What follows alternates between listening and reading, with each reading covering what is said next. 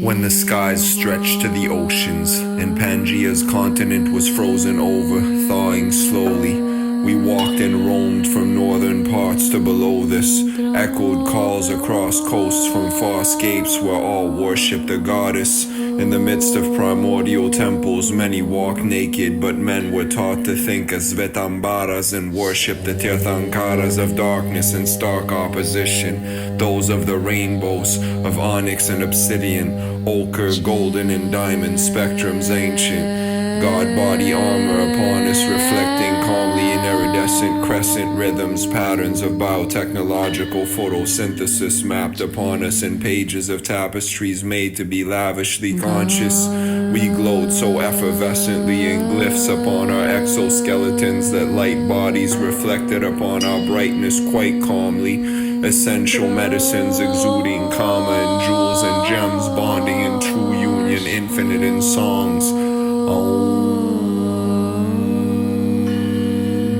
Elemental metals and gongs and mentals, as we were from periodic times and precincts of ethers. Antimony thoughts I'm breathing. I've been the anti-monk to peoples of the diaspora and Taina warriors.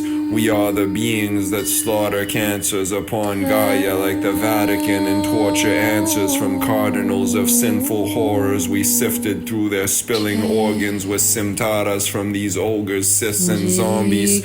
Yet we know to split them calmly when we send them to nether realms and regions with their own clever demons to sit in sorrow. We've seen these decrepit warlords of the Nazis infiltrate the dream lore of Agartha with their deceptively insidious machines and frequencies they wrought from deep underground military bases and blockhouses of SS and Gestapo officers. Soulless scientists that seed diseases and cops prowling. Capos and Zionist elders trying to lie and idolize false gods of the times forgotten. They're trying to veil us. The tribes were never Israelis. The real ones were from Isis, Ra, and Elohim, peoples of the winged beings. I knew you as an Inuit mestize, a Buddha of regions and times they knew not to speak of in time. The rule of the opposite leaders.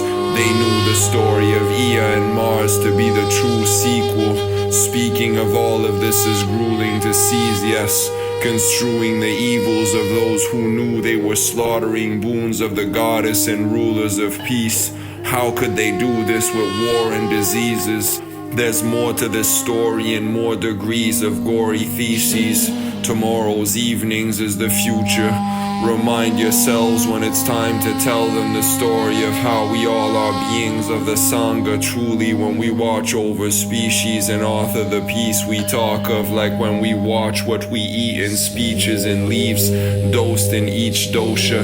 We seek closeness to the Supreme Being, pranayama, ahimsa's yoga asanas, no meat and no violence, sober flows that speak of secret islands where we see the beings of all species smiling. Sober flows that speak of secret islands where we see the beings of all species smiling.